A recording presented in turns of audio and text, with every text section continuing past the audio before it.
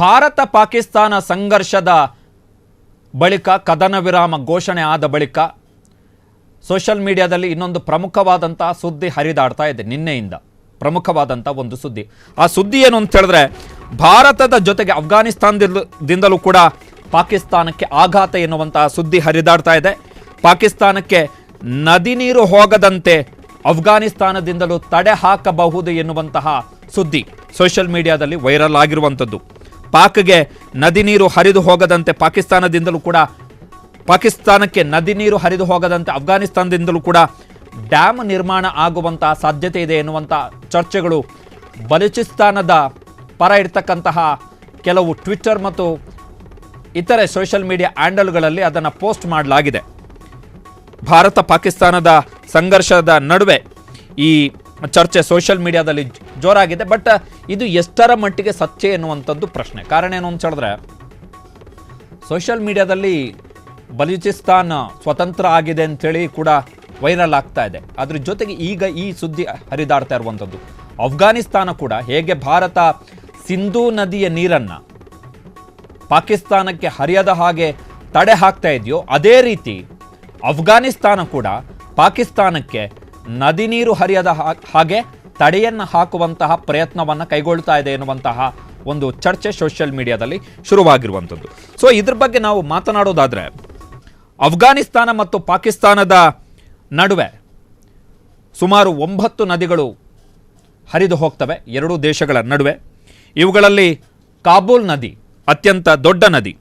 ಕಾಬೂಲ್ ನದಿ ಅಫ್ಘಾನಿಸ್ತಾನದ 23% ಅಂದರೆ 70 ಲಕ್ಷದಷ್ಟು ಜನಸಂಖ್ಯೆಗೆ ನೀರಿನ ಆಸರೆಯಾಗಿದೆ. ಹಿಂದೂಕುಷ್ ಪರ್ವತದಲ್ಲಿ ಹುಟ್ಟುವಂಥ ಈ ನದಿ, ಅಂದರೆ ಈ ನದಿಯ ಉಗಮ ಆಗುವಂಥದ್ದು ಅಫ್ಘಾನಿಸ್ತಾನದಲ್ಲೇ. ಅಫ್ಘಾನಿಸ್ತಾನದ ಒಟ್ಟು ನೀರಿನ 26% ಅವಶ್ಯಕತೆಯನ್ನು ಈ ಕಾಬೂಲ್ ನದಿಯೇ ಪೂರೈಸ್ತದೆ.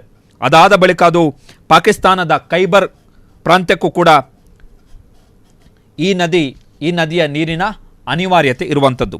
ಅಫ್ಘಾನಿಸ್ತಾನದ ದೊಡ್ಡ ನದಿ ಆಗಿರುವಂತಹ ಕಾಬೂಲ್ ನದಿಯ ಉಪನದಿ ಕುನಾರ್ ನದಿಗೆ 3 ಅಣೆಕಟ್ಟುಗಳನ್ನು ಕಟ್ಟುವುದಕ್ಕೆ ಅಫ್ಘಾನಿಸ್ತಾನ ತೀರ್ಮಾನವನ್ನು ಈಗಾಗಲೇ ಕೈಗೊಂಡಿದೆ. ಈ 3 ಅಣೆಕಟ್ಟುಗಳಿಂದ 2000 ಮೆಗಾವ್ಯಾಟ್ನಷ್ಟು ವಿದ್ಯುತ್ ಉತ್ಪಾದನೆಯ ಅಂದಾಜನ್ನು ಮಾಡಲಾಗಿದೆ. ಕುನಾರ್ ನದಿ ಪಾಕಿಸ್ತಾನದಲ್ಲಿ ಹುಟ್ಟುತ್ತೆ. ಪಾಕಿಸ್ತಾನದಲ್ಲಿ ಆ ಕುನಾರ್ ನದಿ ಕಾಬೂಲ್ ನದಿಯ ಉಪನದಿ. ಕುನಾರ್ ನದಿ ಪಾಕಿಸ್ತಾನದಲ್ಲಿ ಹುಟ್ಟಿ ಪಾಕಿಸ್ತಾನದಲ್ಲಿ ಅದನ್ನು ಚಿತ್ರಾಳ ಅಂತೇಳಿ ಕರೆಯಲಾಗುತ್ತೆ. ಅದು ಬಳಿಕ ಅಫ್ಘಾನಿಸ್ತಾನಕ್ಕೆ ಹರಿದೋಗುತ್ತೆ. ಮತ್ತು ರಿಟರ್ನು ಪಾಕಿಸ್ತಾನದ ಮುಖಾಂತರವೇ ಹರಿದು ಅದು ನಂತರ ಸಿಂಧೂ ನದಿ ವ್ಯವಸ್ಥೆಯ ಒಳಗಡೆ ವಿಲೀನ ಆಗುತ್ತೆ. ಕಳೆದ ವರ್ಷ ಅಂದರೆ 2024 ಜನವರಿಯಲ್ಲಿ ಈ ಕುನಾರ್ ನದಿಗೆ ಅಣೆಕಟ್ಟು ಕಟ್ಟುವಂತಹ ನಿರ್ಧಾರವನ್ನು ಅಫ್ಘಾನಿಸ್ತಾನ ಮಾಡಿತ್ತು. ಆ ಸಂದರ್ಭದಲ್ಲಿ ಪಾಕಿಸ್ತಾನ ಅಣೆಕಟ್ಟು ಕಟ್ಟುವಂತಹ ಅಫ್ಘಾನಿಸ್ತಾನದ ತೀರ್ಮಾನವನ್ನು ಪಾಕಿಸ್ತಾನ ವಿರುದ್ಧದ ದ್ವೇಷಪೂರಿತ ಕ್ರಮ ಅಂತೇಳಿ ಬಣ್ಣಿಸಿತ್ತು. ವಿಚಿತ್ರ ಅಂದರೆ, ಈ 3 ಡ್ಯಾಮುಗಳನ್ನು ನಿರ್ಮಾಣ ಮಾಡುವುದಕ್ಕೆ ಅಫ್ಘಾನಿಸ್ತಾನಕ್ಕೆ ನೆರವು ಕೊಡ್ತಾ ಇರುವಂಥದ್ದು ಅಥವಾ ಅಫ್ಘಾನಿಸ್ತಾನದಲ್ಲಿ ಹೂಡಿಕೆ ಮಾಡ್ತಾ ಇರುವಂಥವ್ರು ಯಾರು ಅಂತ ಹೇಳಿದ್ರೆ, ಪಾಕಿಸ್ತಾನದ ಪರಮಾಪ್ತ ರಾಷ್ಟ್ರ ಆಗಿರ್ತಕ್ಕಂತಹ ಚೀನಾದ ಖಾಸಗಿ ಕಂಪನಿಗಳು. ಇನ್ನು ಕಾಬೂಲ್ ನದಿಗೆ ಒಟ್ಟು 12 ಅಣೆಕಟ್ಟುಗಳನ್ನು ನಿರ್ಮಾಣ ಮಾಡುವುದಕ್ಕೆ ಅಫ್ಘಾನಿಸ್ತಾನ ತೀರ್ಮಾನವನ್ನು ಕೈಗೊಂಡಿದೆ. ಈ ಮುಖಾಂತರ ವಿದ್ಯುತ್ ಉತ್ಪಾದನೆಯಲ್ಲಿ ಸ್ವಾವಲಂಬನೆ ಮತ್ತು ಕೃಷಿ ಚಟುವಟಿಕೆಗಳಿಗೆ ನೀರಾವರಿ ಉದ್ದೇಶವನ್ನು ಈಡೇರಿಸಿಕೊಳ್ಳುವಂಥದ್ದು ಈ 12 ಅಣೆಕಟ್ಟುಗಳ ನಿರ್ಮಾಣದ ಹಿಂದಿನ ಉದ್ದೇಶ. ಈಗಾಗಲೇ ಅಫ್ಘಾನಿಸ್ತಾನದಲ್ಲಿ ಪ್ರಜಾತಂತ್ರ ಸರ್ಕಾರ ಅಂದರೆ ಹಮೀದ್ ಕರ್ಜಾಯ್ ಅವರ ಸರ್ಕಾರ ಇದ್ದಂತಹ ಸಂದರ್ಭದಲ್ಲಿ ಹರಿರುದ್ ನದಿಗೆ ಹೆರಾತ್ನಲ್ಲಿ ಸಲ್ಮಾ ಡ್ಯಾಮನ್ನು ಭಾರತ ನಿರ್ಮಾಣ ಮಾಡಿಕೊಟ್ಟಿತ್ತು. ಆ ಡ್ಯಾಮಿಗೆ ಭಾರತ ಅಫ್ಘಾನಿಸ್ತಾನ ಸ್ನೇಹ ಡ್ಯಾಮ್ ಅಂತಲೂ ಕೂಡ ಕರೆಯಲಾಗಿದೆ. ಕಾರಣ ಏನು ಅಂತ ಹೇಳಿದ್ರೆ, ಆ ಡ್ಯಾಮನ್ನು ಕಟ್ಟಲಿಕ್ಕೆ ಹಣಕಾಸು ಜೊತೆಗೆ ಇತರೆ ನೆರವುಗಳನ್ನು ಕೊಟ್ಟಂಥವರು ನಾವು ಭಾರತೀಯರು. ಇನ್ನು ಅಫ್ಘಾನಿಸ್ತಾನದಲ್ಲಿ ಶಹತೂತ್ ಡ್ಯಾಮ್ ನಿರ್ಮಾಣ ಸಂಬಂಧ 2021 ಜನವರಿಯಲ್ಲಿ ಭಾರತ ತಾಂತ್ರಿಕ ಸಹಾಯ ನೀಡುವ ಸಂಬಂಧ ಘೋಷಣೆಯನ್ನು ಮಾಡಿತ್ತು. ಜೊತೆಗೆ 2022ರಲ್ಲಿ ತಾಂತ್ರಿಕ ಸಹಾಯ ಸಂಬಂಧ ನಾವು ಒಂದು ತಂಡವನ್ನು ಕೂಡ ಅಫ್ಘಾನಿಸ್ತಾನಕ್ಕೆ ಕಳುಹಿಸಿಕೊಟ್ಟಿದ್ವಿ. ಇನ್ನು ಹರಿರುದ್ ನದಿಗೆ ಪಸ್ದಾನ್ ಡ್ಯಾಮ್ ನಿರ್ಮಾಣಕ್ಕೂ ಕೂಡ ಅಫ್ಘಾನಿಸ್ತಾನ ಆಲೋಚನೆಯನ್ನು ಮಾಡ್ತಾ ಇದೆ.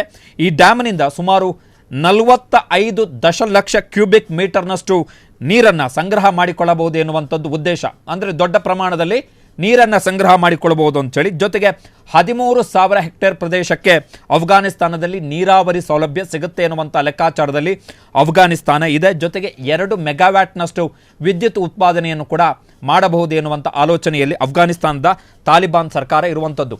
ಇನ್ನು ಪಾಕಿಸ್ತಾನ ಮತ್ತು ಅಫ್ಘಾನಿಸ್ತಾನಕ್ಕೆ ಸಂಬಂಧಪಟ್ಟ ಹಾಗೆ ಈ ನದಿ ನೀರುಗಳ ಹಂಚಿಕೆಗೆ ಸಂಬಂಧಪಟ್ಟ ಹಾಗೆ 2006ರಲ್ಲಿ ವಿಶ್ವ ಬ್ಯಾಂಕ್ ನೇತೃತ್ವದಲ್ಲಿ ದುಬೈನಲ್ಲಿ ಒಂದು ಸಂಧಾನ ಸಭೆ ನಡೆಯಿತು. ಆದರೆ ಆ ಸಂಧಾನ ಸಭೆ ಯಾವುದೇ ರಿಸಲ್ಟನ್ನು ಕೊಡಲಿಕ್ಕೆ ಸಾಧ್ಯ ಆಗಲಿಲ್ಲ ಆ ಸಂಧಾನ ಸಭೆಯಲ್ಲಿ. ಸೊ ಈಗ ಅಫ್ಘಾನಿಸ್ತಾನದಲ್ಲಿ ಅಲ್ಲಿಯ ಸರ್ಕಾರ, ತಾಲಿಬಾನ್ ಸರ್ಕಾರ ಡ್ಯಾಮುಗಳನ್ನು ಕಟ್ಟಲಿಕ್ಕೆ ತೀರ್ಮಾನವನ್ನು ತೆಗೆದುಕೊಂಡಿದೆ. ಅಫ್ಘಾನಿಸ್ತಾನದಲ್ಲಿ ಹುಟ್ಟಿ ಪಾಕಿಸ್ತಾನದ ಕಡೆಗೆ ಹರಿಯುವಂತಹ ಬಹುತೇಕ ನದಿಗಳು ಪಾಕಿಸ್ತಾನಕ್ಕೂ ಕೂಡ ಅನಿವಾರ್ಯ ಆಗಿರೋದರಿಂದ ಒಂದು ವೇಳೆ ಅಫ್ಘಾನಿಸ್ತಾನ ಡ್ಯಾಮ್ಗಳನ್ನು ಕಟ್ಟಿ ಅಪಾರ ಪ್ರಮಾಣದಲ್ಲಿ ನೀರನ್ನು ಸಂಗ್ರಹಿಸಿಟ್ಟುಕೊಂಡರೆ ಪಾಕಿಸ್ತಾನಕ್ಕೆ ಆ 9 ನದಿಗಳು, ಪ್ರಮುಖವಾದಂತಹ ನದಿಗಳೇನಿದೆ ಆ ನದಿಗಳಿಂದ ಹರಿಯುವಂತಹ, ಅಫ್ಘಾನಿಸ್ತಾನದಿಂದ ಪಾಕಿಸ್ತಾನಕ್ಕೆ ಹರಿಯುವಂತಹ ನೀರಿನ ಪ್ರಮಾಣ ಕಡಿಮೆ ಆಗುತ್ತೆ. ಒಂದು ಕಡೆ ಈ ಕಡೆ ನಾವು ಭಾರತೀಯರು ಸಿಂಧೂ ನದಿಯ ನೀರಿನ ಪ್ರಮಾಣವನ್ನು ಪಾಕಿಸ್ತಾನಕ್ಕೆ ಕಡಿಮೆ ಮಾಡಲಿಕ್ಕೆ ನಾವು ಕೂಡ ಕೆಲವೊಂದಿಷ್ಟು ಕಠಿಣ ಕ್ರಮಗಳನ್ನು ಕೈಗೊಳ್ಳುತ್ತಿರುವ ಹೊತ್ತಲ್ಲಿ ಆ ಕಡೆ ಅಫ್ಘಾನಿಸ್ತಾನವು ಕೂಡ ಅಂಥದ್ದೇ ಕ್ರಮಗಳನ್ನು ಕೈಗೊಳ್ಳಲಿಕ್ಕೆ ಮುಂದಾಗಿರೋದರಿಂದಾಗಿ ಪಾಕಿಸ್ತಾನದ ಪರಿಸ್ಥಿತಿ ಏನು ಅಂತ ಹೇಳಿದ್ರೆ, ಒಂದು ಆ ದೇಶ ಬರಗಾಲದಲ್ಲೇ ಸತ್ತೋಗ್ಬಿಡ್ಬೋದು ನೀರಿಲ್ಲದೆ. ಬಿಕಾಸ್ ಯಾವುದೇ ನಾಗರಿಕತೆ ಅದು ಜೀವಂತವಾಗಿ ಇರಬೇಕು ಅಂತ ಹೇಳಿದ್ರೆ ನದಿ ನೀರು ಅನಿವಾರ್ಯ, ಇಲ್ಲದಿದ್ದರೆ ಹೋಗುತ್ತೆ ದೇಶ. ಸೊ ಪಾಕಿಸ್ತಾನ 2 ಕಡೆಯಿಂದ ಹೊಡೆತ ತಿನ್ನುವಂತಹ ಅಪಾಯ ಇದೆ. ಬಟ್ ಇಲ್ಲಿ ಒಂದು ಅಂಶವನ್ನು ನಾವು ಗಮನಿಸಬೇಕು, ಏನು ಅಂತ ಹೇಳಿದ್ರೆ ಇನ್ವೆಸ್ಟ್ಮೆಂಟ್ ಮಾಡಲಿಕ್ಕೆ ನಿರ್ಧಾರ ಮಾಡಿರುವಂಥವರು ಚೀನಾದವರು. ಜೊತೆಗೆ ಇವತ್ತು ಅಫ್ಘಾನಿಸ್ತಾನದ ಅಧಿಕೃತ ವೆಬ್ಸೈಟ್ನಲ್ಲಿ ಚೀನಾ, ಅಫ್ಘಾನಿಸ್ತಾನ ಮತ್ತು ಪಾಕಿಸ್ತಾನ ಈ 3 ದೇಶಗಳ ಅಧಿಕಾರಿಗಳು ವ್ಯಾಪಾರ ವ್ಯವಹಾರಕ್ಕೆ ಸಂಬಂಧಪಟ್ಟ ಹಾಗೆ ಮಾತುಕತೆಯನ್ನು ನಡೆಸಿದ್ದಾರೆ. ಸೊ ಅಫ್ಘಾನಿಸ್ತಾನದ ಈ ಕ್ರಮಗಳಿಂದ ಸಂಪೂರ್ಣವಾಗಿ ಪಾಕಿಸ್ತಾನಕ್ಕೆ ಹೊಡೆತ ಅಂತ ಹೇಳೋಕ್ಕಾಗಲ್ಲ. ಕಾರಣ ಚೀನಾದ ಮಧ್ಯಪ್ರವೇಶ ಇರೋದರಿಂದಾಗಿ, ಹೂಡಿಕೆ ಇರೋದರಿಂದಾಗಿ. ಬಟ್ ಇನ್ ಕೇಸ್ ಅಫ್ಘಾನಿಸ್ತಾನ ಮತ್ತು ಪಾಕಿಸ್ತಾನಕ್ಕೂ ಕೂಡ ಸಂಘರ್ಷಗಳಿರೋದರಿಂದ ಹಲವು ವಿಷಯಗಳಿಗೆ ಸಂಬಂಧಪಟ್ಟ ಹಾಗೆ ಖಂಡಿತವಾಗಿಯೂ ಅಫ್ಘಾನಿಸ್ತಾನಕ್ಕೆ ಒಂದು ಅವಕಾಶ ಇದೆ ಪಾಕಿಸ್ತಾನವನ್ನು ಕಟ್ಟಿ ಹಾಕುವುದಕ್ಕೆ.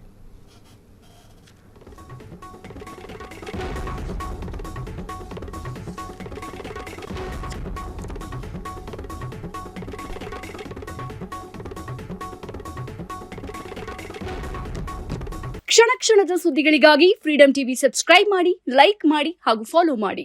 ಹೊಸ ಸುದ್ದಿಗಳ ನೋಟಿಫಿಕೇಶನ್ಗಾಗಿ ಬೆಲ್ ಐಕಾನ್ ಮೇಲೆ ಕ್ಲಿಕ್ ಮಾಡಿ.